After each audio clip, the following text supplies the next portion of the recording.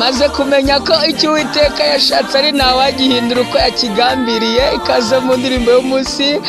Mwene data nabwiye ngo ikigutera guhagarika umutima w'ibizakuba hejo ni uko utaramenya neza yuko umugambi w'Imana nta muntu ushobora kuwuhagarika cyangwa ikindi kintu cyawukuraho. Yobu we yabyumvise neza, abwira Imana ngo nzi yuko Uwiteka ushobora byose, ngo kandi nta kibasha kurogoya imigambi yawe.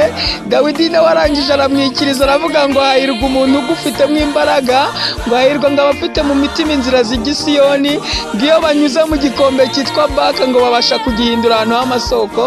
Wowe izera Imana ibizakubaho, irabizi, irabitegura neza kandi iri kubigenza neza ngo bizakunezeze.